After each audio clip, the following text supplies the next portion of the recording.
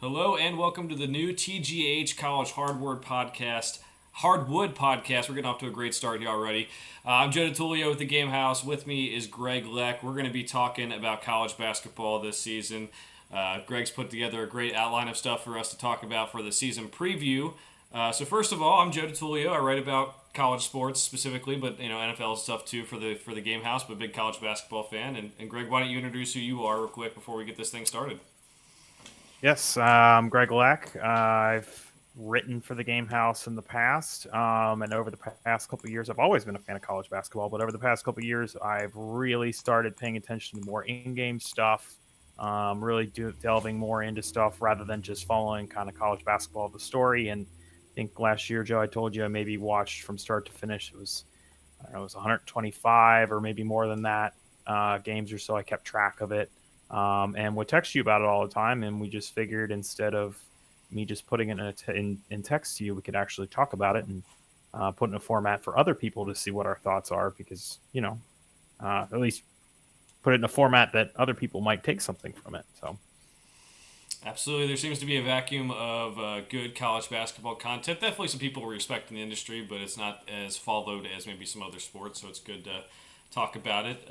You'll be seeing this pop up on YouTube, Spotify, Apple Podcasts when everything is all up and running. You can find us. We have our Twitter handles down there below. We also have the Twitter handle for the show itself that'll be up there as well to find us as we go along. To make sure you ask any questions and like and subscribe everything as we go. Also, as we get this thing started, the typical recording schedule is going to be we record early each week. What day that might be might change. We're both busy people, but typically we want to record maybe Sunday or Monday and have it on YouTube before the week starts, but after the previous weekend where all the big games happen. We all know that Sunday is more or less of an off day for college basketball. Sometimes there's some non-conference games or conference games late in the season once football ends where the TV contracts open up, but we'll record those days and have it up pretty early in the week. This is a preseason special for us. We're going to take next week off, and then we'll do a show that is more of a weekly show starting in the week of November 5th.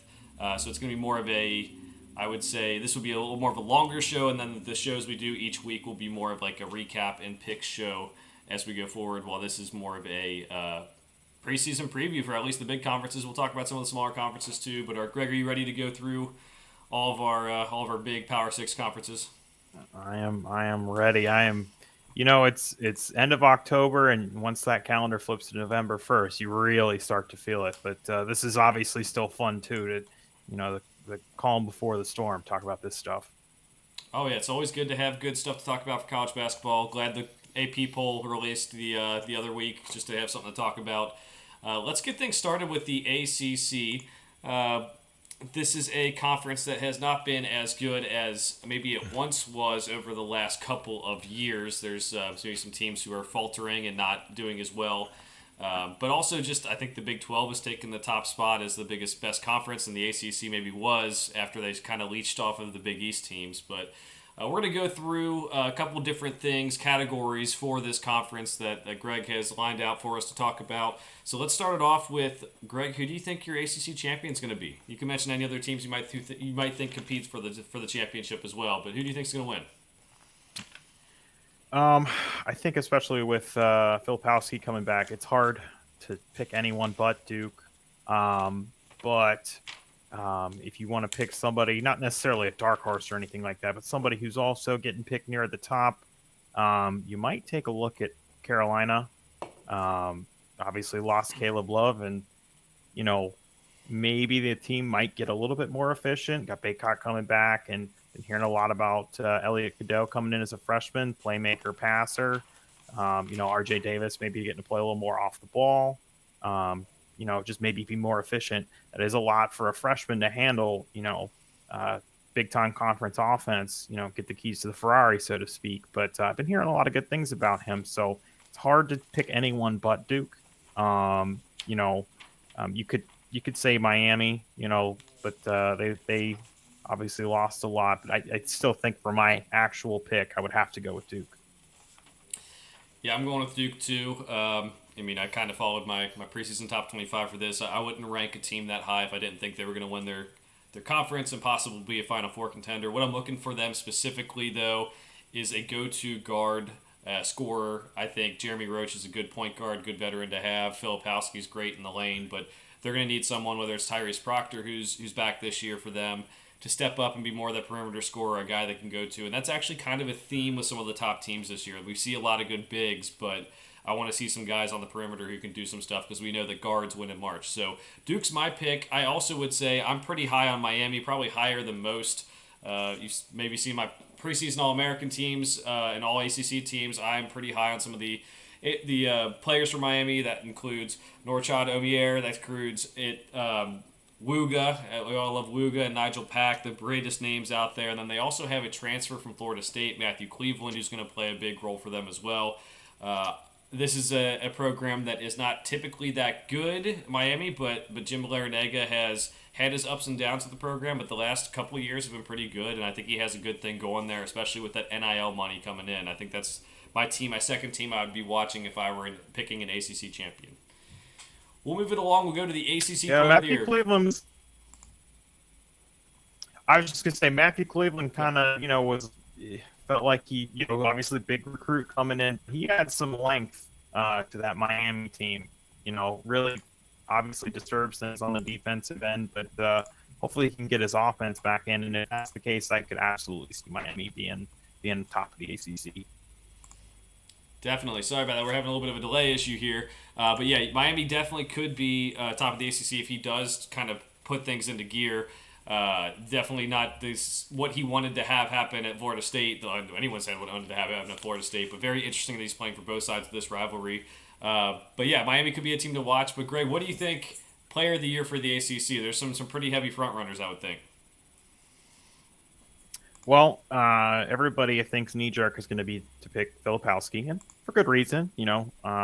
Very dynamic player. Can do things inside and out. Obviously has some range to his game. Maybe wasn't even expected to come back, and it was a little bit of a surprise when he decided to come back. But there are definitely some other names. I know you've already mentioned, Miami's got some talent, but you definitely want to look at Armando Bacot. Just in terms of sheer numbers, is going to be grabbing probably, double-digit boards most nights, maybe putting up 15 points a night. Could maybe look at Reese Beekman. I know Virginia doesn't play a tempo that, is good for a guy to put up numbers, but, I think he's come along quite a bit. And I also would wonder about maybe a guy like RJ Davis without, having Caleb Love next to him, just maybe touches the ball more, gets more better looks. And that's going to kind of depend on, another player that we've already brought up, which is Elliot Cadeau, how much he's able to distribute the ball. So, Joe, you got thoughts on anyone besides Flippy in the front runner? Yeah, I lean more Bacot. I like the players who both, get points but also can get rebounds too. That's something that's been a big theme in the last couple of years. Player of the Year awards, whether it's Oscar Tshiebwe, Zach Edey, and even Bacot's been in a lot of those conversations. So Bacot would be where I would lean. I will also say I kind of think a dark horse for this award is P.J. Hall out of Clemson. He's a guy who's been around forever, and I think he's been an underrated player because he is at Clemson and because it just seems like Brad Brownell cannot just get this team to be live up to the expectations of having some of these good players. But he's the guy I'm watching out for behind Bacot, and maybe is more of a dark horse. There's definitely some guys, like you said, Filipowski. Beekman, I'm not sure he can get the numbers, but I'm looking at P.J. Hall as maybe another guy who could surprise some people this year. All right, so the next thing up, we have the most impactful transfer for this year. Greg, who are you going with? There's some names on my board. There's Harrison Ingram, kind of had a career of anonymity out west in Stanford, now getting to play more offense, getting to see the ball more with Carolina. There's Cormac Ryan. Just based on sheer numbers, and not numbers of that they'll put up, but there's a lot of transfers coming into Virginia. They got several guys that Tony Bennett brought in, and you just pick any of them, just because there's so many of them. I think they brought in about 3 or 4 transfers this year. Joe, you got any thoughts? Yeah, I think there's a lot of good transfers in this conference specifically. I've already mentioned Matthew Cleveland. I think he's going to be huge because they're going to need him right away. But another guy to watch out for is Joe Girard from Clemson, transfers in from Syracuse, scored a lot for Syracuse, been around for a while. They need to get some good guard play. Along with PJ Hall, as mentioned, this is a team that has the talent to make the NCAA tournament. Will they actually do it? Who knows, with the ACC being down the last couple of years and just not being able to quite get over the hump all the time as much as they should. So those are the two I'm kind of watching. The next thing up we had, Greg, is the Freshman of the Year. This is a conference that has plenty of good freshmen. We mentioned Elliot Cadeau from UNC already. Duke has a very good recruiting class. Which way are you leaning for Freshman of the Year? Big surprise. I'm going to go with Elliot Cadeau because I think he's going to put Carolina in a good position this year. Again, that's a lot to give to a freshman, a lot of weight, but we see schools do this year in and year out. I know it's kind of not been the way of things the last couple of years, but I really think that everything I'm hearing and whatnot, especially with the prominent role that he's going to play in that offense, I think he could be it. Joe, what are your thoughts? He's definitely high on my list. I'm in terms of like freshman of the year. I'm staying away from a lot of the Duke guys. It's going to be hard for them to create such a big impact to get freshman of the year with that roster makeup. I think Filipowski is going to dominate the stats. Roach is going to have the leadership role, and even having Tyrese Proctor back is going to make it tough. So Cadeau is a good pick. Personally, I think more of a dark horse here too. Again, since I like the dark horses. I think maybe looking at a guy like Dennis Evans from Louisville, very highly touted recruit, huge wingspan. Louisville obviously needs players. They did not have a good season last year. They only returned, I think, 5 players from their entire roster last year. He's a guy I think could impact the game in type of like he's going to be like one of those guys that people like to watch. He's like a unicorn, kind of like Victor Wembanyama, Bol, those type of guys who have like the taller, skinnier guys but have the light touch. And we know Kenny Payne at Louisville has a very good history of developing big guys as he spent a lot of time at Kentucky. So Elliot Cadeau is a good pick, but just to name someone else, I think Dennis Evans is a guy who could put up some big numbers for Louisville. I don't think they're going to make the tournament or anything, but a lot of times freshman of the year can go to a player who just puts up stats and doesn't need to win anything. So the next category, the last category for the ACC, Greg, we have more of just kind of like an open-ended question here. It's more of like, programs that need a bounce back year, coaches on the hot seat, maybe coaches you're looking forward to watch this year, players who need to bounce back. Who are you going with here? I think there's 2 stories that you absolutely have to be talking about this offseason with the ACC. First, we'll go ahead and touch on, since you just brought up Louisville. How many wins they getting this year, Joe? I think maybe they go and get 7 or 8. They double their win total from last year, They go way over. So I think that's a good storyline to watch for sure. Do you have any thought about, it's been tossed around if they have another poor year? I don't know, man. I feel like 2 years in is tough to fire a coach, but you're already starting to hear murmurs just because of how bad his first year was. What do you think? Next year, is Kenny Payne still the coach?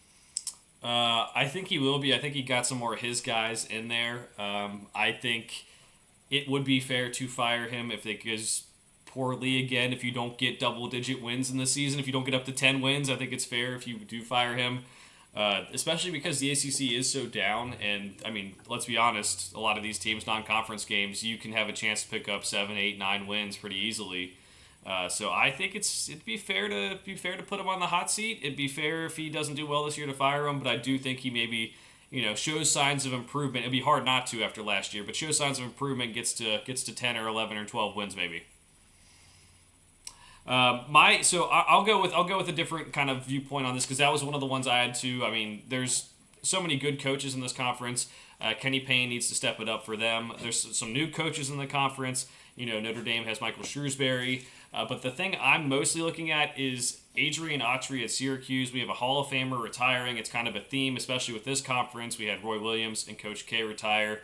We're going to see Syracuse look a lot different. They're going to play some man-to-man defense. It's going to be pretty staggering to see, honestly. And they also have some pretty good players. So, they won 17 games. This clearly isn't the program that they once were, maybe 10, 15 years ago with Jim Boeheim. Had some rough times, but they have, they've stayed afloat, 17 and 15. If they win a couple more games, maybe they make the tournament. They got some transfers in. They got Judah Mintz. They got J.J. Starling transferring in from Notre Dame. It's a roster that I think could do better than people think. And like I said, as mentioned, with the ACC not being as good as past years, I think there's a chance maybe they finish middle of the pack in the first year of under Adrian Autry with a chance to grow in the future. Joe, just a little interesting tidbit on that. I just heard this last week. They're making Jim Boeheim Day on the day that Syracuse plays Notre Dame. So J.J. Starling is going to be playing against his former team on Jim Bay. It's kind of a lot of things that have to do with each other, but it's just a whole mess of things going on in one day over there. The only other thing I want to talk about is just, are we seeing the twilight of Leonard Hamilton, that coach that we've wanted to see get a Final Four for so long? Feels like Florida State's been out of it for some time. You know, they obviously were good in the year that was canceled by COVID, but really feels like they, haven't gotten any steam lately. Joe, you think we've got one more run in Leonard Hamilton? Or you think we've probably seen his last tournament run? I think it's his last one. He had a chance here with the last couple of years with some of the transfers they brought in to be pretty good, and he's had a heck of a coaching career, and I think, would be on everyone's most underrated coaches list, at least of the 21st century. You got Florida State all the way up to a one seed, and they're a football school in a sense of, maybe even, I don't want to say more so than like Kentucky and Kansas and Duke are basketball schools, but they clearly put all their eggs in the football basket, maybe baseball too, and he did a fantastic job at a time when, honestly, at a time when it was harder to win in the ACC. So I think it's the last we see of Leonard Hamilton in the Big Dance. They have some talent. I think even Baba Miller is a guy to watch out for after last year, but I just don't see it. So, all right, so let's move on. Let's go to the Big 12. We've got a lot of good points there with the ACC. We'll start off again with the predicted conference champion. Greg, this has been a very competitive conference, especially the last couple years. They got 4 new teams coming in, as mostly the football teams. This is a conference that's focused on basketball as well. They've added Cincinnati, Houston, UCF, and BYU. All of those teams at different points over the last several years have either made the tournament or have some history of being a good team. And Houston's a very big college basketball team the last several years under Kelvin Sampson. Who are you going with for your champion, Greg? Well, it's Kansas's world, and we're just living in it until somebody else unseats them. I know it's pretty much been them or that, either outright or a tie for 15, 20 years at this point. I don't have the stat off the top of my head, but there are some other teams that I could absolutely see. You've got Baylor, you got Houston, you got Texas. I know Texas has got a lot going on, but that roster, looking up and down it, if they were in any other conference besides the Big 12, you'd probably be picking them to be a top 2 team in their league. They just happen to be in the Big 12, where basketball, I know football is what rules things, but basketball in the Big 12 is just a different breed. You going with somebody besides Kansas, Joe? No, sorry. Rondo is very opinionated about this. He's going to be not liking Kansas, I guess. But I think Kansas is the pick. It's the pick. If you pick them in the preseason top 25, he really doesn't like this. But he's preseason top 25. You're going to go with Kansas here. Now, again, like Duke, there are things that you need to... Oh, Jesus. All right, Rondo, you want to say something about the Big 12? Come here. All right, we're going to say something about the Big 12. Great for the first podcast, have Rondo jumping in here. If you're going to have them in the preseason top 25, you're going to have them top 2 or 3. You're going to have them winning the Big 12. I actually think there is a little bit of this should be Kansas's year, and they should, I don't think, have too much competition at the top. I think it's a very deep league, but I don't think there's anyone who's even quite close to them in terms of talent. I think Houston would be the next closest, but they're adjusting to a new league. Kansas State obviously had a great year last year in the tournament. They're going to take a step back. I think Texas would actually be my second favorite in this conference, maybe third behind Houston. But for Kansas, I'm mostly looking for another guard to step up. I mean, they lost a lot of production with Jalen Wilson and Grady Dick. And yes, Jalen Wilson's a forward, but he also could kind of do multiple things. Arterio Morris is no longer with the team. He's a transfer from Texas. That means guard play is going to be, behind DeJuan Harris and Kevin McCullough, if you count him as a guard. They're going to need some of these freshmen to step up and play some significant minutes and be really good if they're going to be the number 1 team in the country, like everyone has predicted them to be. That's kind of what I'm saying. They have a really good pass rush point guard. They have a really good, big guy in Hunter Dickinson, even who has his own flaws. But if you get some other good guards in here, some guys to kind of produce, maybe even at their level of star ranking, I think you should be fine if you're Kansas. So I'm going Kansas. All right, so the player of the year is the next up, Greg. You going with Hunter Dickinson? Going Hunter Dickinson. I mean, unless we're seeing, maybe one of these freshmen have a huge year, but with all the fanfare and whatnot, and obviously the production that he's had, I think you got to go with Hunter Dickinson. This is one of the two conferences I really don't even have a second player that, in my opinion, is a shoe in for the award like he is. Joe, what are you thinking? Going Max Asmus. I really do think that he has shown that he can score against good teams, score against bad teams. Oral Roberts, obviously good tournament run a couple years ago. He stayed there for another year and then found out that maybe you should leave when some other guys on the team leave and you can get some NIL money. I think he's a guy who, with the way the team is constructed with Tyrese Hunter there as well, a lot of pressure won't be on him. People will still be focusing on Tyrese Hunter and stopping some of their other good players. And for Kansas, Hunter Dickinson put up a lot of stats last year, but I think we have to remember, last year was a year where a lot of people found out that he had some weaknesses, especially defending, pick and rolls. That's something that was a big theme for college basketball last year specifically. Zach Edey, can he defend the pick and roll for the Big Ten? We're going to get to Big Ten here in a little bit, but it might be something where Kansas, he's a very good player, but coming in, maybe he isn't that guy who wins the Player of the Year award. It's more of a team effort and something like that. I don't know. Maybe they have to go small sometimes. Kansas was really good last year when they had KJ Adams at the 5, who's back this year. He's probably going to play more of the 4. So I'll go Max Asmus. I mean, Hunter Dickinson probably is the favorite and probably will win the award, but I want to see what Max Asmus can do at Texas this year. Next one, we have most impactful transfer. Greg, you may have kind of led on with where you're going to go with this one. Well, if no surprise, we're picking Kansas to win if we're going to have their guys strewn throughout these picks here. But Dickinson, but obviously LJ Cryer transferred. I know it was obviously in conference. Maybe take a look at him. I'm still picking Dickinson to be our most impactful transfer, but I did at least look at LJ Cryer if we were going to do a thing where we said we weren't picking a guy, for multiple awards or whatever. But Joe, do you have anybody else on your radar? Nope, I went LJ Cryer. I think again Dickinson probably is like the bigger name, the bigger front runner. But there is some depth for Kansas where they can move things around. Like I said, play KJ Adams at the 4. I don't think he's as vital as I think LJ Cryer is going to be for Houston. They lost a lot of transfers over the last couple of years at the guard spot.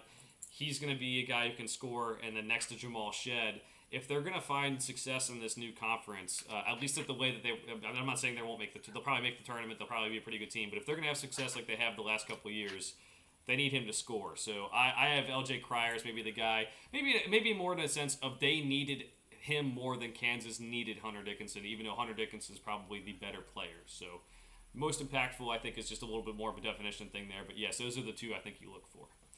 We do at least have to mention Max Asmus since you're picking him also for Player of the Year of the conference. Yes, I do. I'd kind of like you said. I didn't want to pick two people for the same. We're going through the conference. I didn't want to pick two people for the same different thing there. And also, I didn't. I have a list here just in case you pick someone. We can talk about more than one person. But yes, Max Asmus is up there as well. All right, next one up. Freshman of the Year in the Big 12, Greg. I got two names down. Can pick between them. Just going to depend on how far in the offense or how involved in the offense they are. I got Jacoby Walter and I got Omaha Ballou, who I think missed a real opportunity. Should have gone to Creighton. So NIL deal there. But those are the two names I have written down. I've been hearing a lot about Jacoby Walter's game. Obviously we saw nice freshman star last year, Keontae George in Baylor. Iowa State, I like to see, maybe change things around in terms of kind of the hierarchy of the Big 12. Now we're getting a nice prize recruit. Otzelberger's been building that team on mostly transfers. Now we're getting some younger talent in there. So I'd like to see him maybe win, our freshman of the year and whatnot, maybe change things around here. Joe, you got any thoughts?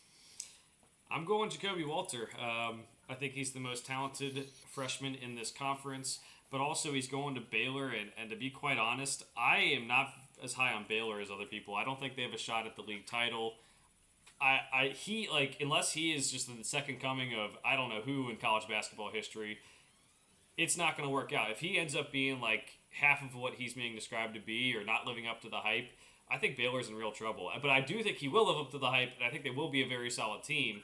And that's why I'm going with him. I think it's just he's that important. He can put up stats for Baylor, and I think they can have a pretty good year. Maybe not as good as they've had over the last several, but it would be hard to match what they've done over the last several years. Next one up, we have the open-ended category: coaches to watch, programs that need to bounce back. Where are you going with this one, Greg?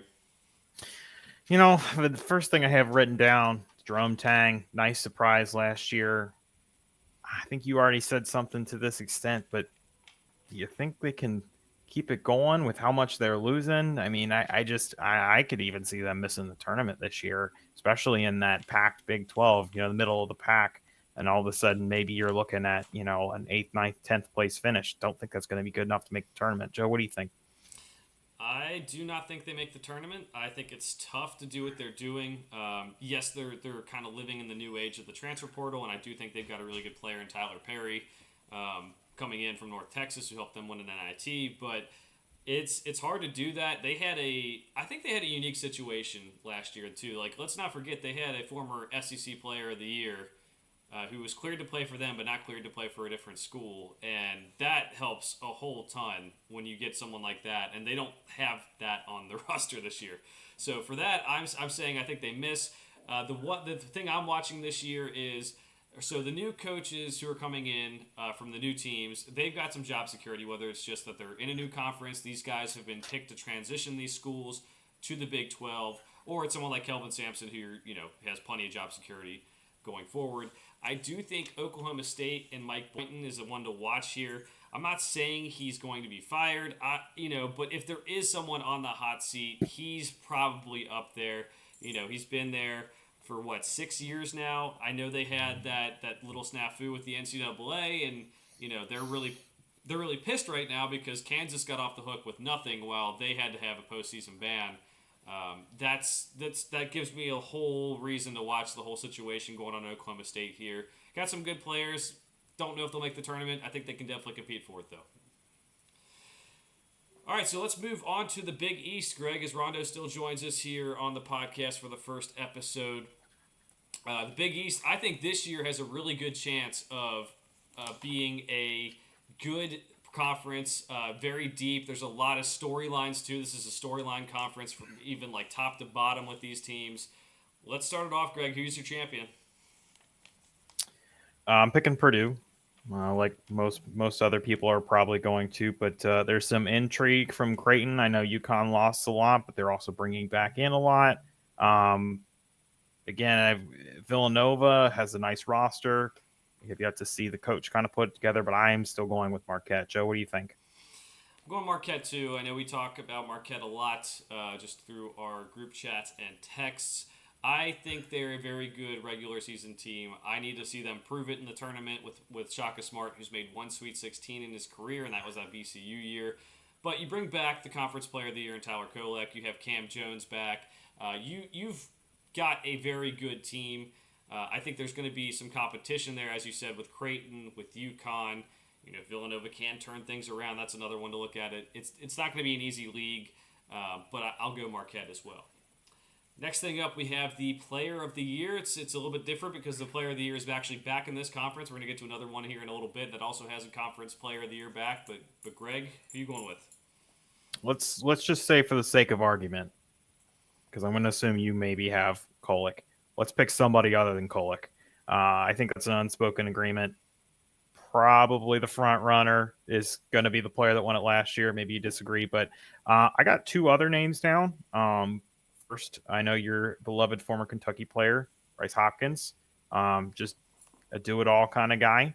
I think he could be, let's see what Purdue looks like under Kim English. Let's see what that, maybe he'll have, a different role, even more impactful than he was before. I would imagine he's going to be the centerpiece of that team. And then Ryan Kalkbrenner, just obviously offensively, defensively affects the game. A guy that again, kind of like Armando Bacot that we talked about earlier, might have the potential to put up, 15-8, 15-10 a night. And I mean, that alone is going to put you in the conversation. So, Joey, you kind of shook your head a little bit. So you don't have Tyler Kolek down. Do you have anybody that I just talked about? I Oh, you got do. somebody else. Who you got? I do. Okay. I do have someone. I don't think I don't have Tyler Kolek. I think my top pick is actually the whole Big East season. We were talking about Sule Boom and Bryce Hopkins, and then out of nowhere, Tyler Kolek comes down the stretch in February and March and wins the award. And it's super hard to win a Conference Player of the Year award when you only score 13 points per game. I think a lot of it has to do with how Marquette finished last year and being the champions, and that yes, I do have them picked to do it again this year. But it's super hard to repeat as Player of the Year with that stat line. I think Bryce Hopkins arguably should have won the award last year. I'm going to go with him. There's a lot of turnover with Providence. There's a lot of I think there's a lot of good will towards them because Ed Cooley left for a team in conference. They're going to need to rely on him and Devin Carter to be very, very good this year. But he's already done it in this conference, and the fact that he can do so many different things with the ball, I'm going Bryce Hopkins. I could also see, like you said, Kalkbrenner. I could see Kolek doing it again. Heck, I could even see one of the guys we're going to get to when we talk about Freshman of the Year winning it, or even Trey Alexander from Creighton. Joel Soriano from St. John's as well, I think, is a very underrated big man. But I'm going to go Bryce Hopkins. I think he's got the edge. I think he maybe gets some of the sympathy because of the Cooley thing and because he kind of got beat out for it last year, too. Next one up, we have most impactful transfer. This is another conference that has plenty of transfers, just like I mentioned with the ACC. This has some really intriguing ones, Greg. Well, Joe, if you were playing the lottery and you could choose, just pick the St. John's roster because basically the entire roster is transfers. You do that, but I am going to pick someone off that roster. Jordan Dingle, big scorer coming in. Lord only knows what Rick Pitino is going to do with him. We can talk more about him in a little bit. There aren't a ton of like big names. There's not like a Hunter Dickinson type that I see. I see a lot of kind of your mid majors moving up to majors. Those are the guys that are sticking out to me. Joe, you got anybody that you're thinking? I've got two people that you actually didn't mention, so I'm excited.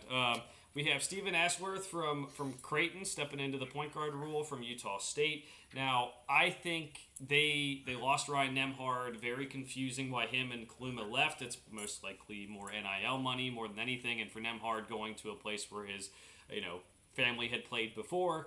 But I think he could be a very good player for this team. And we talked about impactful, like he's going to come in and start at point guard right away from a team who has a chance to win this conference. That's huge when they have so much returning to that team. And then I'll go Jaden Epps from Georgetown, the transfer from Illinois. He is preseason darling. He's been doing a lot of things in these secret scrimmages. Well, yeah, you've been hearing about the 40-point game he had recently. Yeah, he's been doing it. So Georgetown's going to need a whole lot of good players because they have not been good, and Ed Cooley's coming in. They're going to be the villains of the Big East, even though they're not really good enough to be the villains because of how it all went down. And he could be a guy who can light it up. So I think either of those guys, because of the role they're going to have to play for their teams, are going to be some of the most impactful ones. Whether they're able to get their teams to where they need to go for Creighton, that's possibly Elite Eight again, Final Four. And then or for Providence or for Georgetown, sorry, maybe making some steps, not even making the tournament, just making some steps this year. We'll see what happens with that. Next one up, we have Freshman of the Year, Greg. I have Castle out of UConn. I just think they're losing quite a bit. So Stephon Castle probably going to play. Much of the same reason I've picked other players for this award. Probably going to see quite a bit of playing time, prominent role in the offense. I don't have a ton of names. Obviously, there's plenty of recruits, but to me, that's the one that if you just look at what UConn's losing, I think Hurley's going to have to play him. Especially with how highly he's ranked. Joe, what are you thinking? Oh, I think it's him, and I don't think there's a question. This conference did not recruit the best. I believe only 4 top 50 recruits, according to 24/7 Sports, went into the Big East, and I'm pretty sure Castle's way above anyone else, maybe like 20 or 30 spots above anyone else. He's projected to be a one and done. UConn, I think, is maybe overrated by a lot of people so far this year. A lot of it has to do with how much they lost last year and just not recognizing how important those players were but also a lot of the guys they have coming back. Like Tristan Newton is a glue guy. They need him for sure.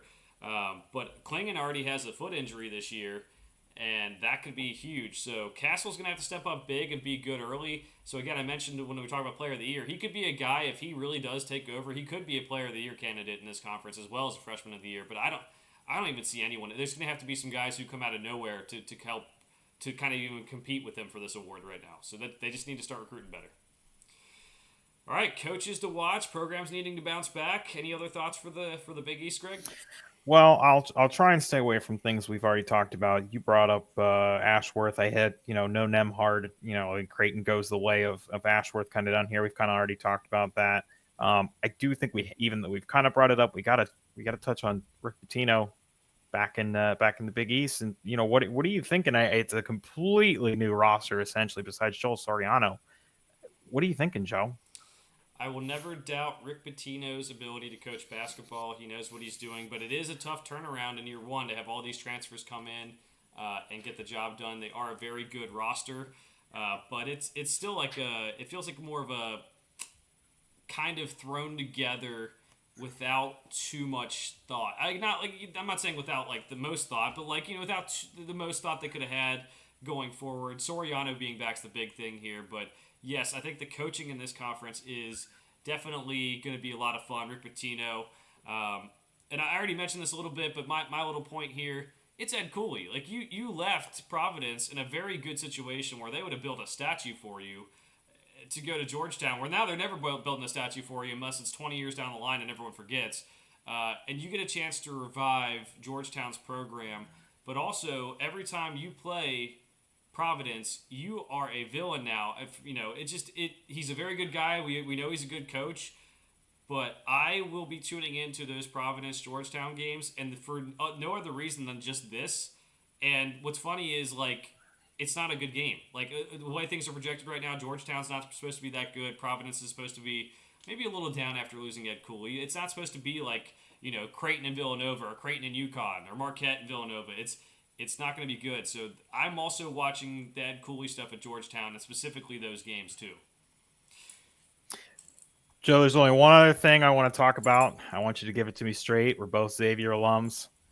Xavier looks like they're going to be without Freemantle and Hunter for the whole year. I know there's some hope with Trey Green, but what's their ceiling? Sean Miller at the helm. You never know. I think their ceiling is barely sneaking into the tournament. The transfers they got are very, very good, but you also were hoping that they would be complemented by some of the returnees with Freemantle and Hunter. That's obviously not going to happen unless something crazy happens.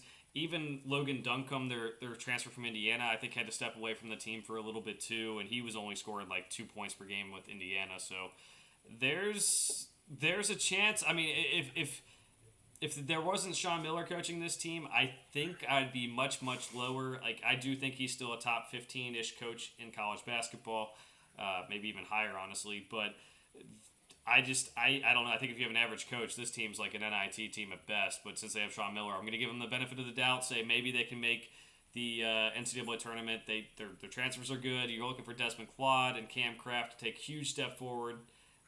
I don't know. It's just a whole lot of – basically every key player on their team besides Claude's gone now, so that's going to be tough.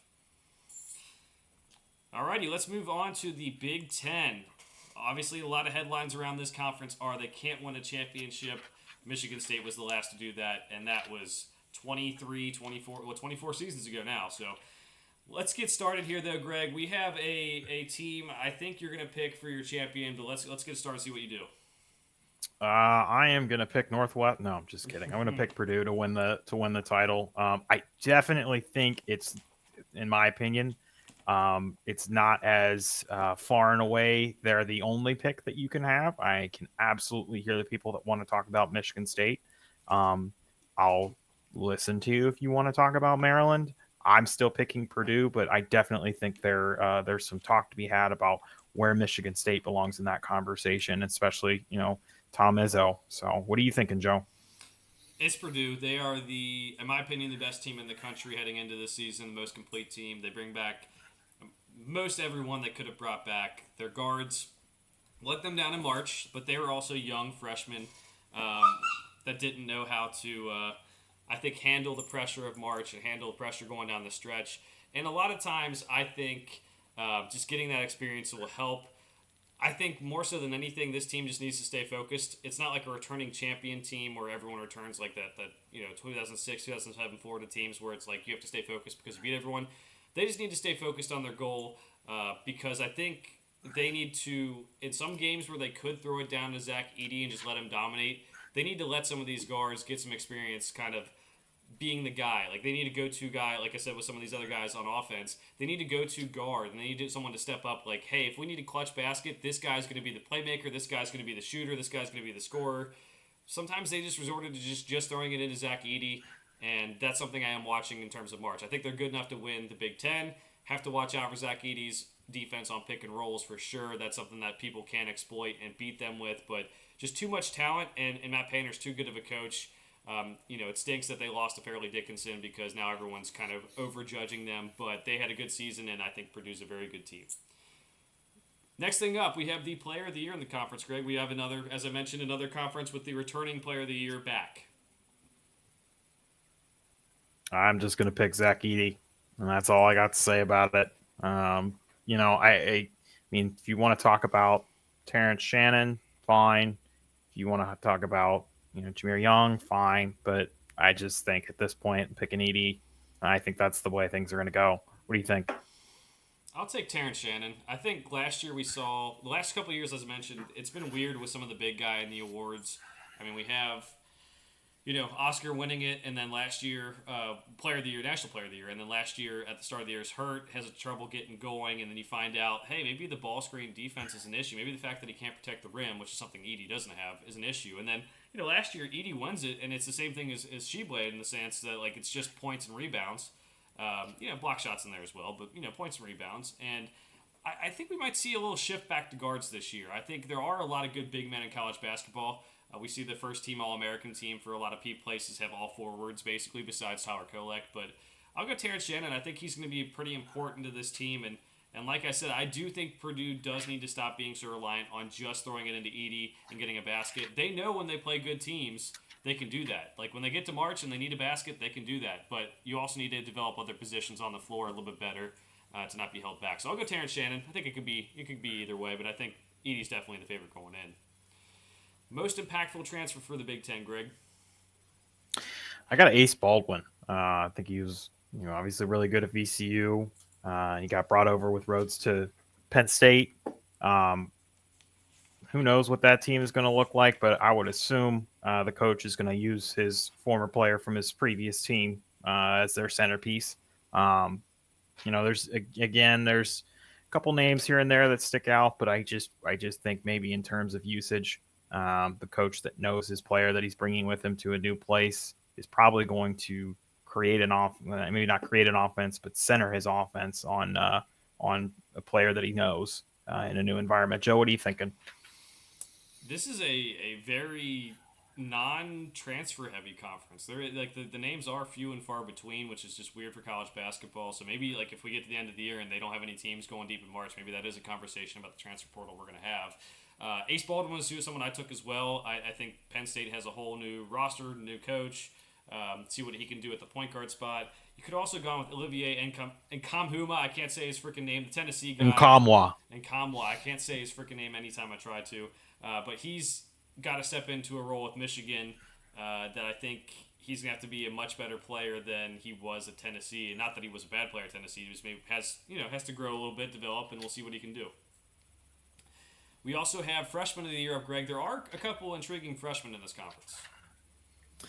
I'm staring at the Michigan State group. They're bringing in Jeremy Fears, Xavier Booker, Cohen Carr. A lot of intrigue. I do worry that they might cancel each other out just based on there being so many of them, so many freshmen that are probably going to play a prominent role. I'm just going to go with Xavier Booker and hope for the best. Joe, what are you thinking? Xavier Booker's my pick as well. We've seen, even when they have multiple good big guys, Tom Izzo has been able to rotate them in and get them good enough minutes, even if it's all the way back with guys like Dale Von Rowe, way back there. They can do it, and Xavier Booker is one of the better recruits they've had in a long time, especially in the post. We know they've had the guards develop under Tom Izzo the last couple of years. Now they get a big guy who I think can really do multiple things for that team. Last category we have coaches to watch, coaches on the hot seats, programs that need to bounce back. Greg. I think one of the things you got to be talking about right now is Rutgers. The recruiting they got going on there, possibly looking at maybe 2 top 5 recruits for next year. I know that's not a this year thing, but and I feel like Steve Pikiell's, they may have an off year this year, but they still have Omarui. Uh, who knows in a condensed Big Ten where you can have a day where you can be the second seed or the ninth seed depending on one game. You just never know. So I feel like that's one of the things that sticks out to me is kind of projecting that Rutgers team. Where could they end up? What could we be talking about with them next year? The only other thing that I would want to talk about is what on earth is going on with Michigan. Obviously, they had tons of talent last year. Didn't really do anything with it. I don't know. I'm looking at this roster. There's a lot of names I recognize, but not any that I love. I obviously I had the opportunity to see George Washington III play in person. Like what I see from him. Don't think he's going to walk on campus day one and be their savior. So, Joe, what are you thinking? Is this Juwan Howard experiment? Are we running out of time on this? That's actually one of the 2 points I wanted to talk about. So yeah, we can start there for sure. I think this is such a unique thing because he started off so well with some of the deep tournament runs and everything. I think it's gonna end pretty quickly. I don't think they have depth as a roster as you mentioned, but they don't really have the top tier guys to compete. It's gonna take a lot. I wouldn't be surprised if Howard decides to kind of check out. This is his son just went to the NBA. I'm sure he wants to enjoy that. He was always seen as more of an NBA guy. I know wasn't on the NBA bench for a while. You're going to have a little bit of blowback if you fire such a big part of your basketball history. But it hasn't looked good in a little bit, and I don't know if it will be better. So in terms of, things we want to talk about with this conference, that was definitely on the list because it could go from maybe not good to worse. But the other thing one team I want to talk about is Indiana. They've had a little bit of a weird time in the last couple of years. They hired Mike Woodson. It kind of caught everyone by surprise. Maybe, guy who had some Indiana ties, but a little bit older and more of an NBA coach. And, last year, he was 23-12, second year at Indiana, made March Madness. But this is Indiana, and they want to be seen as one of these blue bloods, but they haven't been blue blood caliber in a long time. So do they? I guess my thought process is they've been there. He's been there 2 years. Do they start getting antsy? They just lost Trace Jackson Davis, who was one of the best players they've had in recent memory. Xavier Johnson comes back from injury this year, and hopefully he's good to go. But I don't know about you, Greg, but I could definitely see Indiana fans getting a little bit antsy and pulling the trigger on firing him after this year if they don't make a good, deep tournament, Sweet 16 type tournament run. And it's unfortunate because if you start looking at, what if some of these guys stick around? Gabe Cupps, Mackenzie Mbako. I liked what I saw out of Malik Renew last year. You just don't know if maybe they have an off year this year, what that team would look like a year from now. But it's definitely, in my opinion, it's not looking like a. I think they're probably. What are you thinking? Like an 8 to a 10 seed if they're making the tournament, somewhere in that range. And just like you brought up, it's Indiana. They want to be with your Kentuckys, your Kansases, your UCLAs. Although the last time they wanted, won the title was what, 77? Am I remembering that right? You are remembering it. No, 76, and then was it 87? 87. Okay.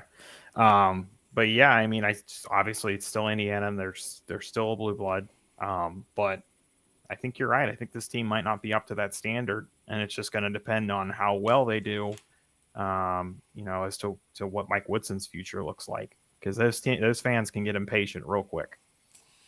Yeah, something to watch for sure. And they, like I said, they get antsy there as a fan base, so it would be interesting to see what happens with them. I'm a big fan of Xavier Johnson. I thought he was a very big reason why they were able to do so much 2 years ago with Mike Woodson, but I don't think they have enough in the tank this year to really do too much. Let's move on to the Pac-12, Greg. For me, this is a conference that has some good teams, but maybe not any elite teams this year like we're used to seeing with the last couple years with Arizona and UCLA. But should make for a fun conference this season. Who are you going with your champion? I'm going to go ahead and pick Arizona. Obviously, they're bringing in Caleb Love. I love, not to play on words there, but I love Umar Ballo. Jaden Bradley's coming in from Bama. I think they got a lot to work with. Pell Larson is still there. There's a lot on that team. I'm a believer in Tommy Lloyd. There's you could also talk about maybe USC. I think USC and UCLA are pretty young. We've already talked about off air. I do like Colorado, but I'm still picking Arizona. What do you think, Joe? Arizona for sure is my pick. I could see it going any which way. We have to talk about, I think, they have a guy who started the national championship last year transferring in too, Kashad Johnson. Key role player, glue guy. That could be big for them. Caleb Love, we know his talents there. Can he settle down with his shot selection? Can Tommy Lloyd is known for his work with guards? Can he get him to take smarter shots to help this team? It was a net win to get Kirk Risa out because his shot selection was so poor. If you're bringing in Caleb Love, the only thing you can say he's a better athlete than Kirk Risa, but the shot selection is still bad. So let's see if they can do something with that. I'm with you. There's definitely Colorado and USC are teams to watch out for as teams who could push if Arizona doesn't do well, because this is not the same Arizona team that was 2 years ago, even last year when they lost second seed and then lost to Princeton. Next one up, we have Player of the Year, Greg. I'll go ahead and pick Boogie Ellis, but I could see, just with the way there's an emphasis, at least in player awards on big men, I could see Umar Ballo winning it. But I'll go ahead and go with Boogie Ellis to be the leader of those couple young bloods that they're bringing in. Joe, what do you think? I had Boogie as well. My backup was Omar Ballo, so thinking the same way there. Those are the safe picks. I think we could see guys like Tristan Da Silva at Colorado do something. We could see Isaiah Collier, the freshman for USC, if he's as good as advertised. This still is a sport where freshmen can come in and create a big impact and win some of these awards. So that's someone you can look at. And even like someone like Cody Williams, who's at Colorado as well, could be a guy to watch out for. All right, most impactful transfers. We mentioned one. There's maybe some others. This is not, for me, it's not a conference that has a lot of transfers worth noting. Yeah, I have Caleb Love. I know you and I have talked a little bit off air about obviously his flaws, but when he is humming, he is humming. He's a microwave. He can score points very quickly.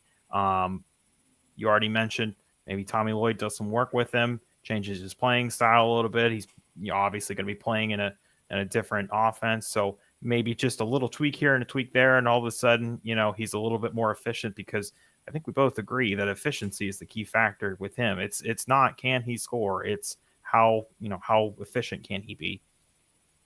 Yeah, I think the new environment's going to be good for him. I think North Carolina, I don't think, was coached in a way for efficiency, and I think it was almost, yes, like there were times where he probably cost UNC games or at least chances to be in games. I think you just need a more structured offense for him, and then end of the shot clock, maybe he can go free ball and do whatever he needs to do. I'll also mention another impact transfer, just because we already talked about Caleb Love a lot. Adam Miller for Arizona State. He has played just about everywhere, so that's fun. Transferred from Illinois to LSU, now to Arizona State, and we can get to it a little bit later too. But Arizona State probably needs a big year this year. Next one up, we have Freshman of the Year, Greg. Well, if your list doesn't start with Isaiah Collier, or at least have him in your top two or three, probably not looking at any other recruiting rankings. But I also have Cody Williams. I know you already talked about him. I'm very high on that Colorado team. I think he's going to have an impact playing alongside Da Silva and KJ Simpson. But I think you got to go with Collier just based on he's basically one or two at every service you're looking at right now. Yeah, it's for me, it's Collier. I'll be interested to see how he and Boogie Ellis play together. Who gets the shots, when they get the shots, all that. Who ends up being the top dog on that team, and how they end up handling that. Cody Williams is also who I listed again, very very highly rated recruit. But I think what's holding him back is like we know Collier is going to start and play a lot of minutes and be one of the guys on the team. I mean, Colorado's pretty it has a lot of depth, where Cody Williams is playing. So it's not like he's not going to play. He's the best recruit they've had in history. But how many minutes is he going to get? When is he going to play? What type of position is he going to play? A lot of times with these recruits, they want to be playing more small ball lineups, and sometimes in college it works better if you have these big men. So maybe he's playing a position that's not comfortable for him. We'll just have to see how that all shakes out for Colorado and Tad Boyle. All right, the last category, coaches to watch, coaches on the hot seat, programs that need to bounce back. Where are you going? Joe, I'm not going with any of that. I think there's only one thing we can talk about with this conference, and it's the realignment. Conference of Champions, Bill Walton is crying right now. I know you wrote an article not too long ago telling us where everyone was going to go. So you got any predictions on what on earth is going to happen to Washington State, Oregon State? For me, it's still going to be they're going to be Mountain West or whatever's remaining of the Pac-12 when they invite all the Mountain West teams to be in the new Pac-12. This is obviously a TV contract and a football decision. Basketball, had some down years, but they really came back the last several once Arizona and UCLA both got going again. If you're a basketball conference and you have those two teams in it, you need those two teams to be playing well. So I think they're kind of stuck in no man's land, unfortunately. It is unfortunate that this conference will no longer be. I am excited for one reason, though, and I think it's because we don't have to have any of these games just buried on the Pac-12 network that no one gets. So there's at least that. Two minor points that I wanted to bring up about this conference. Bobby Hurley's been at Arizona State forever. Had some teams that made the tournament, but it might be kind of getting to the end of the road there for him. See what he can do this year could really help him. And then Mike Hopkins at Washington, also on the hot seat. Been there for what seems like forever. Has a really good star player in Keon Brooks, who transferred in from Kentucky and averaged like 17, 18 points a game last year. Now has Severe Wheeler transferring in from Kentucky. Maybe not a Kentucky caliber point guard, but could definitely help out at Washington. They have good players. They need to make a push for the tournament, but I'm telling you, I think this is going to be a brutal, middle of the pack conference. There's no elite teams. I think there could be a surprise winner of this conference, like we were talking about. There's opportunity for Washington to pick up some key wins, but it's going to be tough. So I think those two coaches in particular are ones I'm kind of watching this year. Yeah, I had everything you mentioned about Washington. I also just had a name to mention is Paul Mulcahy in a new situation. So I think Mike Hopkins, you got to say, is making the tournament. Do you think that's enough to keep his job? He's definitely one of the biggest hot seat candidates this year. Do you think they have to win a game? Do you think just making the tournament is enough? I think just making the tournament, but what makes it hard these days is you don't get any of these players back. So, I mean, how many old guys they've had transfer in? All these guys are going to be on their last year of eligibility, or last year they're going to play college. So, I think you make the tournament, you're fine, and then maybe you go to the Big Ten and see how things go. But I can't imagine that'll last very long in the Big Ten, which is unfortunate. Really not fortunate because they have a very good recruiting ground in Seattle. It's a very big basketball town, despite the whole Sonics leaving thing, and they've got a lot of guys who end up going to the NBA. They could definitely recruit better, and they've done so in the past, but it's just not working out. All right, last major conference we're going to get to, the SEC. This is another one I think is going to be a very good conference and could see several teams winning this one. Greg, who are you going with? Joe, this conference has me the most excited because I don't feel like there's one or even two teams that stick out to me and I say, this is who's winning the conference. I think this is going to be bunched up at the top. I don't think that there's any juggernaut team in this conference. I think it's going to be a good and deep conference, but I don't think we're going to see anybody maybe hit that, ranked in the top 5. Doesn't mean it's, not a good conference, but I think it's going to be bunched up near the top. It's going to be bunched up really everywhere. I'm going to pick Tennessee hesitantly. Other teams I have written down, I have Arkansas, I have Texas A&M, I have Auburn. I would love to see, what Calipari can do with kind of a more mixed roster this year, but I am picking Tennessee. Joe, who are you going with? I'm going Tennessee as well. I've been long been a fan of what Rick Barnes has done at both Texas and Tennessee. Don't think he gets the respect he deserves, and yes, a lot of people like to talk about tournament history, but I think when we're talking about SEC regular season champ, I think it's Tennessee's a good place to go. They got Santiago Vescovi, who's back for what seems like a seventh year of eligibility. Zakai Ziegler, best on-ball defender in college basketball, is recovering from an injury, so we'll see if he's ready to go from day one. If he can get back even by conference play, that'd be huge. You have Mayshock, you have Josiah Jordan James back, who's gotten a lot of trust over the last couple of years. They've recruited pretty well, especially by Tennessee standards over the last several years. I think Tennessee is the team to beat, but as you mentioned, I don't think they're ahead above anyone else. If I'm picking for safest pick, you're going Tennessee. If you're looking for, hey, if this team all clicks, you're going Kentucky hands down. And then you could even have teams like Arkansas and Alabama and Texas A&M even come in and do something as well. Next one up, another wide open thing. I think we have Player of the Year. I have Wade Taylor. I would like to see how Trayvon Brazile recovers from his injury. I think he's a very intriguing player. Obviously, can do things even at his size, even from the outside. So, but I'm gonna go with Wade Taylor. Joe, what are you thinking?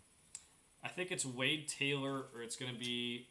I'm gonna put this in groups. I'm gonna say Wade Taylor, one of the Arkansas players, probably a transfer. That's just we're gonna say that. Or I think it's gonna be a Kentucky player, most likely a Kentucky guard. So Arkansas, you can go down the. They have so many transfers. We don't even know what the rotation is going to look like. This is becoming a normal thing. So I'm not even going to name names there, but they got just about anyone you could have want. They've got guys coming in. Davenport from Cincinnati, L. Ellis from Louisville. They can go down the list.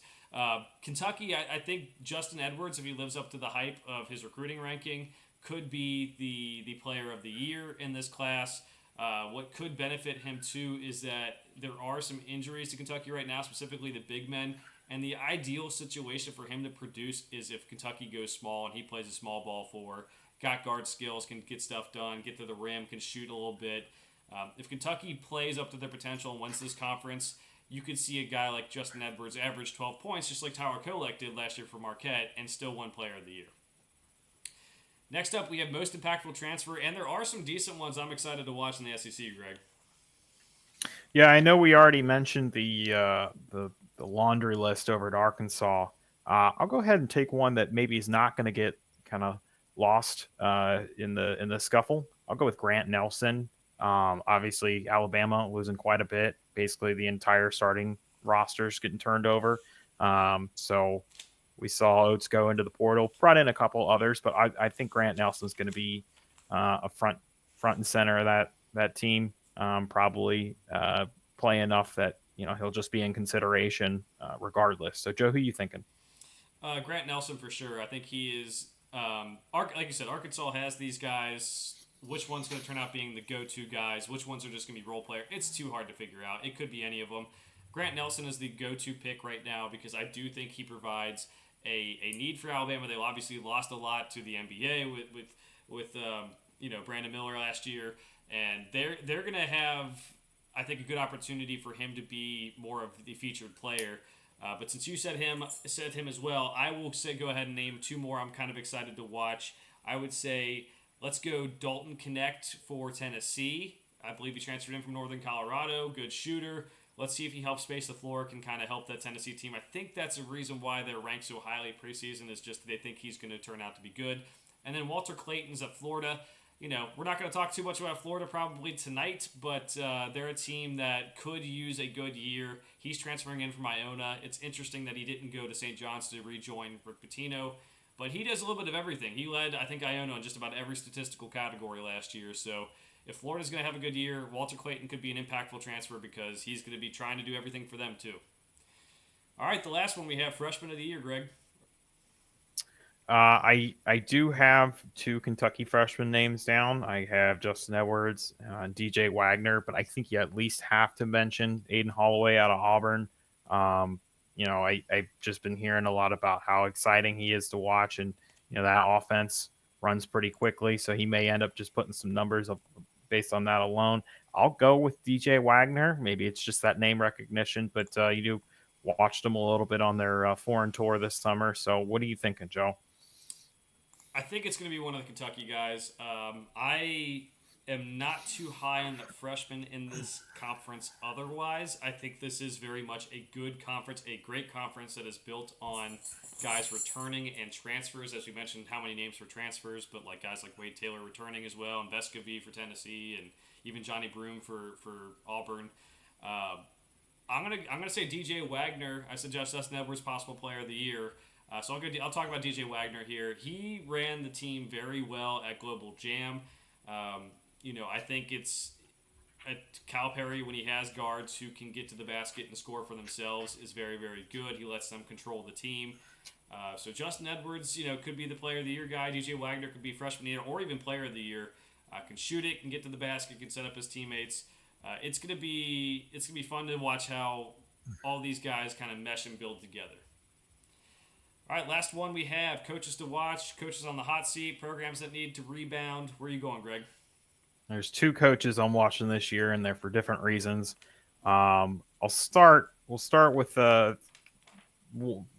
start with Chris Beard.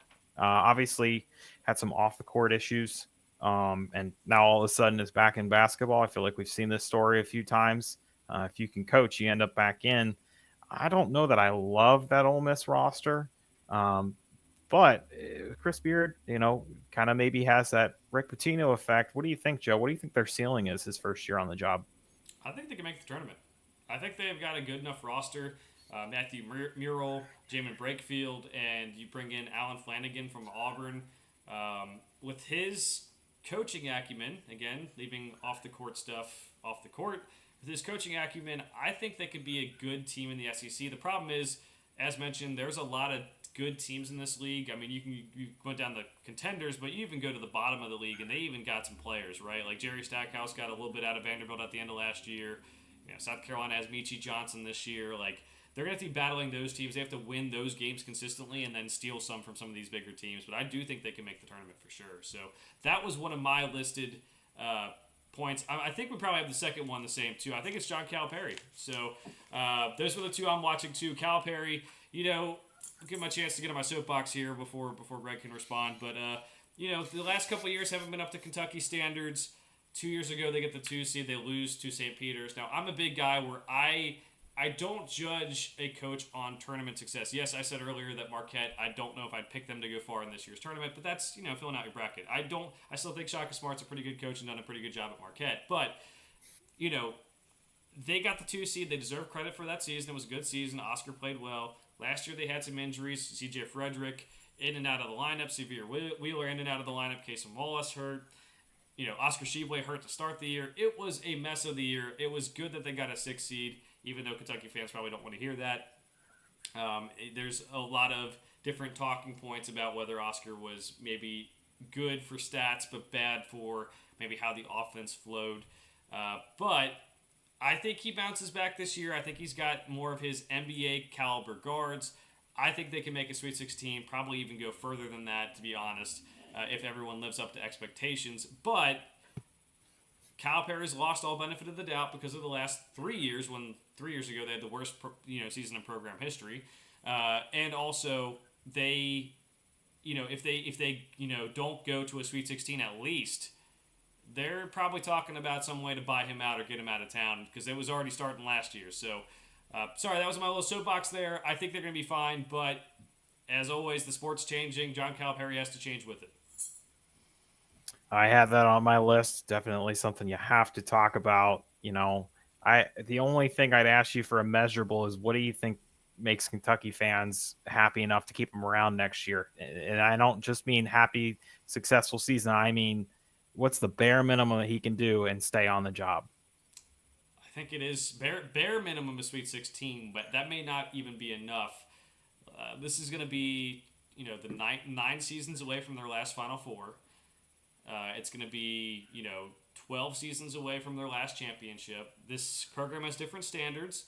If you don't at least get to a, Elite Eight, it's probably bad. If you don't get to a Final Four, it might still be bad. I think he's probably safe with the Sweet 16, but this roster is good enough to make a Final Four. It is good enough to win the national championship. All the talent composite stats you want to use to look at, it's good enough to do it. He just has to do it. So, yeah, I think Sweet 16 is the absolute bare minimum, but even that might not be good enough to save them. All right, so that's our Power 6 season preview. Greg, we have a little bit of time here to go over some of the best of the rest teams. If you wanted to go just talk about some of the best teams you think you might have a chance to see in March, maybe advance in March, that'd be great. I think the one thing there's a couple of teams I want to talk about, but the one general thing I want to talk about is the Gonzaga St. Mary's dynamic out west. Joe, do you think we could see St. Mary's outright win the WCC this year? No. I think Gonzaga. You don't think so? I think Gonzaga does have some issues, specifically with their depth this year. I think is something to watch out for. Not the deepest team whatsoever. I still think they're the class of the WCC. There's a chance. I think they might run the table still. St. Mary's is a good team. Don't get me wrong, but Gonzaga, if they stay focused, they could do it. And this is a very good conference too, because the one thing I'll point out that I wanted to mention too is like Gonzaga and St. Mary's are both very good, and then obviously this conference just lost BYU. This conference is well worth watching. We've had how many NBA draft picks out of that conference that weren't Gonzaga or St. Mary's players the last couple of years? We got Jalen Williams, we got Maxwell Lewis out of Pepperdine, Brandon Podensky from Santa Clara. It's a fun conference to watch, and it's very talented, but Gonzaga's just on a whole nother level. So I'm thinking Gonzaga. You gonna pull the trigger? You gonna go St. Mary's? I am an Aiden Mahaney lover. Okay. That guy, I would just love to watch him play. Obviously, no Logan Johnson this year. Feels like he was out there for a million years after being at UC, but still bringing back Mitchell Saxon. I just think we're going to see a step back from Gonzaga. Now, still, they're a small conference team, so a step back for them, that's still much better than they're supposed to be. But they got a lot of pieces that they got to put together. Of course, they're bringing in Nembhard. Is Nolan Hickman going to be the 5-star recruit that he was supposed to be? I do like Ben Gregg more than most people do. How's Graham Ike going to heal up from his injury? They did get a late commit that was committed to Kansas previously, Marcus Adams Jr. There's just a lot of questions there for me. Mm-hmm. Should they be good? Absolutely. I like the continuity that St. Mary's has. I'm not saying I'd bet my house on them winning, but I think it's a lot more reasonable of a prediction than it has been in most years. It's definitely like Gonzaga isn't at their strongest right now, so I could see it. But they are still recruiting at a different level than anyone else in the conference. But it is a very good conference. Like I said, I think there could be some teams, some guys come out of nowhere, just like the past couple of years too. So everyone's thinking like, oh, it's a for sure 2-bid league. I think there's, there could be someone who comes out of nowhere in that Western Conference as well. So. I'll mention, we talked about the WCC. I'll mention another conference that is worth talking about because of some new teams here. We have the AAC. We have Florida Atlantic, and Memphis is a team to watch out for. Memphis is really hitting those transfers this year. Penny Hardaway, not having those teams live up to the hype in the first couple of years of his tenure. Really needs something to get going here. FAU is the very big favorite in that conference because they only lost 3 games during the regular season last year, made the Final Four, all of that. But I would say Memphis is a team who can make the tournament, has the talent to make the tournament. They've got the recruiting, they got the transfers. Quinterly's there from Alabama. Javon Quinterly transferred in. Caleb Mills is there. They've got guys who have made the tournament before, so a lot of pressure on Penny Hardaway here. Yeah, Joe, you got anybody outside of the traditional power structure that you want to watch? I would consider the Americans still kind of in our top 7, 8, 9 leagues. Mm-hmm. Anybody outside of that you want to watch? I have about 3 or 4 teams I also listed. I think UC Santa Barbara is going to be fun. AJ Mitchell is a very good player to watch. Could be a guy who gets some NBA draft buzz too. We've seen some of the West Coast guys and the WCC get some of that. Love, I think that could be good. I actually think NKU in the Horizon League, Darren Horn has done a fantastic job at NKU keeping things going. They get their leading returning scorer, Marcus Warwick, back. Don't know how they did that. If I were him, I'd be hitting the transfer portal and going somewhere way bigger. But they could have a pretty good year. And then I kind of think Yale is going to be a team who is very, very good this year. They return, I believe, all their starters. In a year, in an era of college basketball where everyone loses their starters to the draft or transfer portal, they bring people back. They actually, I believe, got a transfer from Northwestern too to join them, which this is they don't get transfers in the Ivy League. That's not that's not how that works. You can't just transfer into an Ivy League school and play basketball. So those are the three teams I'm watching that are either like low majors or teams that can maybe, I wouldn't say get an at-large bid, but we know, hey, they win their conference. Maybe they get a win in the tournament. How about you? Who are you going with? Anyone else? Well, I'm going to cheat because I said, outside of those kind of top-ish leagues, Mm-hmm. I know I've already mentioned this team to you, but I like New Mexico. Jamal Mashburn Jr. is electric. They have Jalen House. I know they lost Morris Daisy. They're going to need to fill that void inside, but I watching Jamal Mashburn Jr. play basketball, it's just fun. And those games are on at like 10 o'clock on CBS Sportsnet. I'm up for all of them. Oh, I think they're fun. That conference in general, I think, is just fun. We've seen some tournament teams come out of there in recent years. There's been Wyoming and a couple other teams. Obviously, there's still, oh, Joe, who am I forgetting? There's Boise State. There's Colorado State's got Isaiah Stevens back for like the 17th year. There's a lot of basketball to be watched out there. So if I'm going to be a conference fan this year, it's going to be Mountain West. well, hopefully it goes well for you with the prediction. I'm personally rooting for Air Force to come out of that, even though they won't. But they got it rolling in football right now, so maybe they can make the New Year's Six Bowl in football and make up for it. Greg, we got one last question for you here before we wrap things up. You've got a Dayton Flyers sweatshirt on. They've got a very intriguing player, Daron Holmes, in the interior for you. Things didn't go as planned last year. Do you think they're going to bounce back? When the Anthony Grant talk started, I feel like maybe early last year, or maybe it was even the year before that. I can't remember. I just thought, you guys are crazy. Look where this team was in 2020. Whatever. You start looking into more of what their offense looks like, and you start maybe saying maybe this team can only play defense. I was lucky enough to go to the scrimmage against Ohio State, the charity benefit for mental health, and I saw Daron Holmes take several outside shots. That's a dynamic we did not see last year. Probably worked on it for the benefit of looking at becoming a draft pick, but that is definitely something that they could use if they want to be. And I've heard other places mention, Dayton as a possible, at large if they don't win the A10. I'm still not sold. I could see it happening. They lost a lot from last year's team, like Sharv Jumps, Tumani Kamara, Mustafa Amzil, who transferred to, I can't see the school off the top of my head right now, but I know I just read about it. Malachi Smith running the point. You got Malachi Smith, you got Daron Holmes. I think that the team goes as those two go. There's some other names that we can throw out and say, this guy here and that guy there. But if Malachi Smith stays healthy and Holmes looks like maybe he's going to be even more of a dynamic player than he was last year, I could see this team, surprising people and winning a game in the tournament. I could see it too. The talent's there, and they did have some injuries to Malachi Smith last year. They still won 22 games. Not up to your standards, I know, but I think they're gonna be a tough team, and I'm most excited. I think this year in the A10 personally, just to see the new team name for the George Washington Revolutionaries. You change the name from Colonels to be, I guess, more sensitive. I don't know. But Revolutionaries versus George Mason Patriots in the same conference. You tell me you're not going to watch that? The Revolutionaries versus the Patriots. I want to see who's better out of that. And then you got the Minutemen as well. So it's a lot of themed names there. So a lot of fun there. That pretty much wraps things up. Any final thoughts for the week, Greg?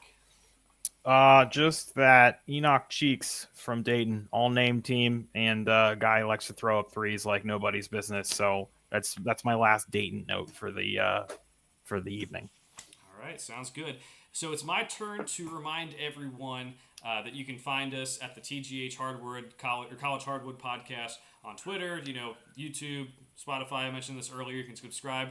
This is our season preview. We are going to take next week off, but we will be back early the week of November 5th to do our week of picks for the first week of college basketball, and then we'll go into more of a routine of recording early in the week, which will include recapping the past week, previewing the next week, talking about any major storylines going on in the sport as we get going. For now, thanks for watching. We'll see you guys next week.